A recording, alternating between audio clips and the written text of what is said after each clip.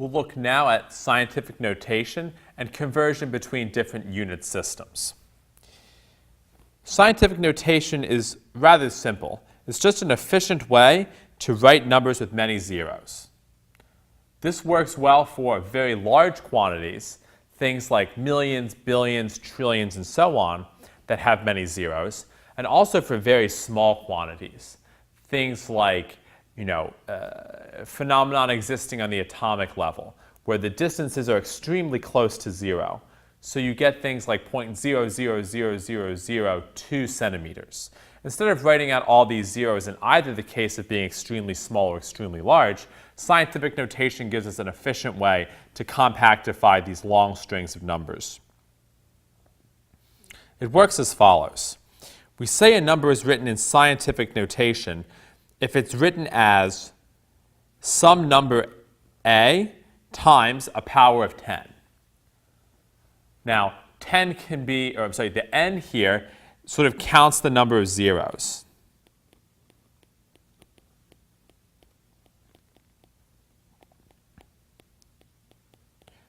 We force a to be some integer between 0 and 10. If we didn't have this assumption, there would be no real way of compactifying things. So we force a to be between 1 and 10. Now, if x is a large number, like 1 million, then n will be a positive integer. If x is a very small number, then n will be a negative integer. The exponent is sort of counting the number of zeros before the decimal point, if n is positive, and counts the number of zeros after the decimal point if n is negative. One can do algebra with scientific notation just by remembering the rules for exponentials. Let's look at some examples of converting numbers from our typical decimal system to the scientific notation system. This will just simply require us to count the number of zeros before or after the decimal point. So let's look at first a small number, 0.0007.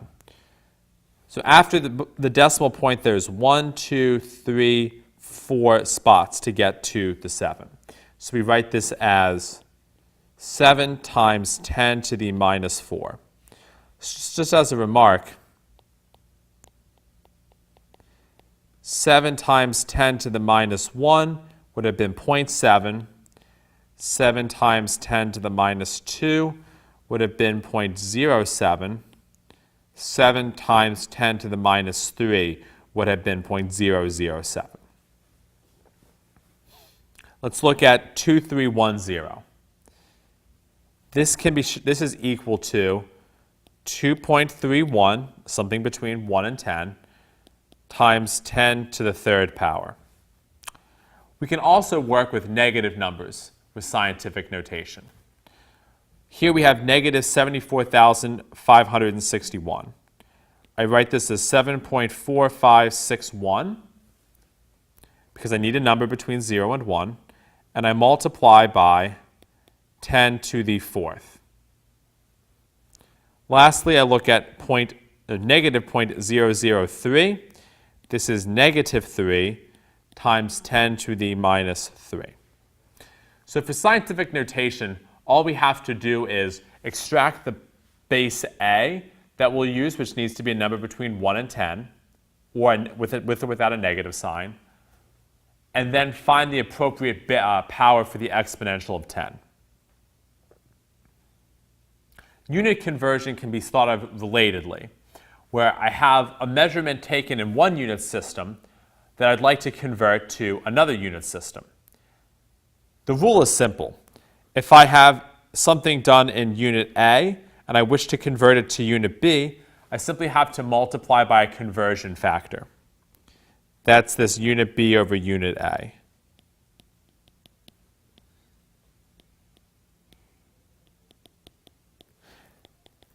This is a conversion factor. Why is it unit B over unit A?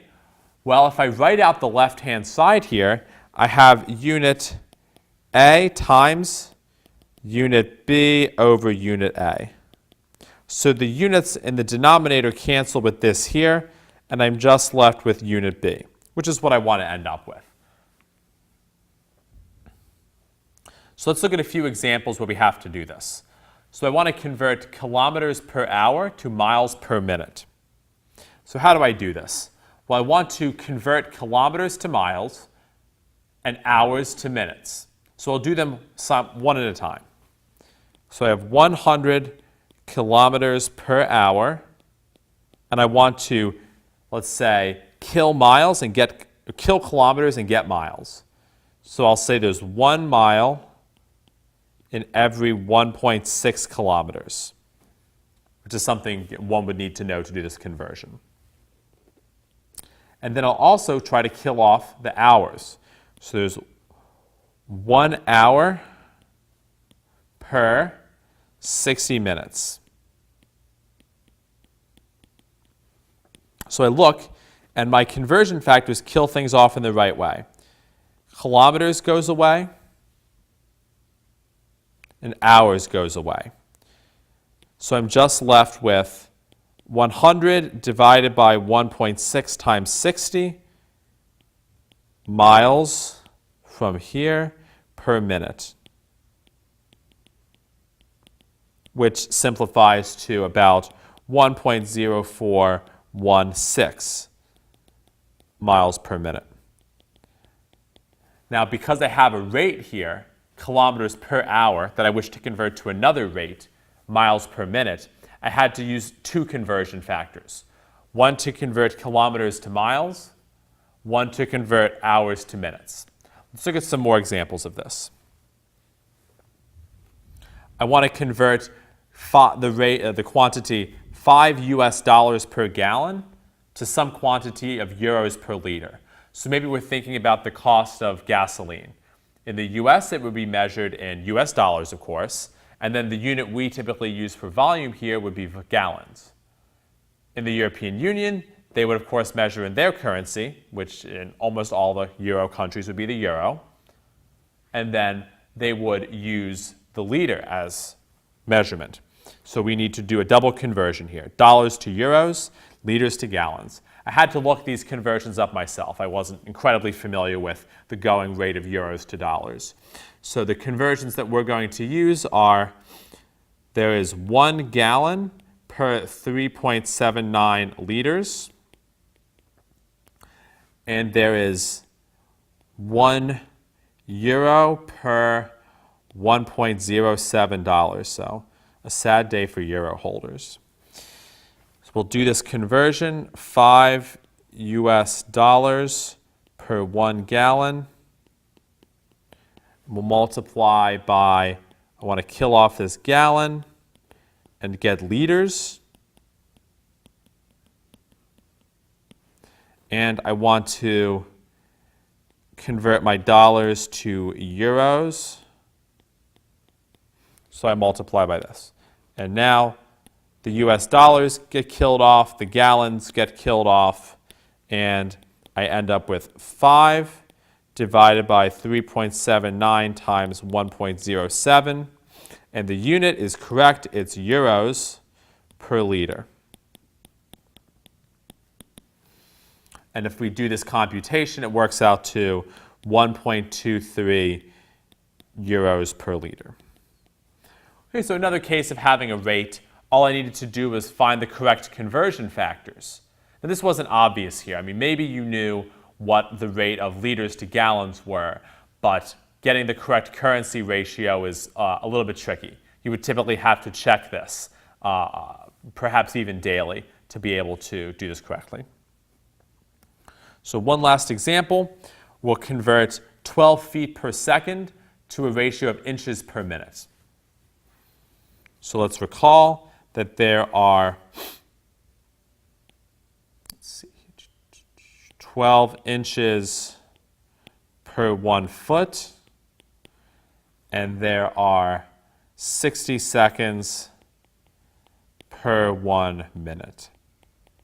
So for our conversion, we'll say I have 12 feet per second.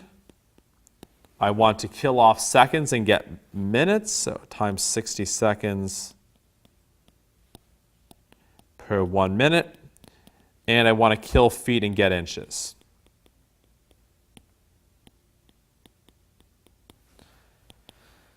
So do the feet get canceled?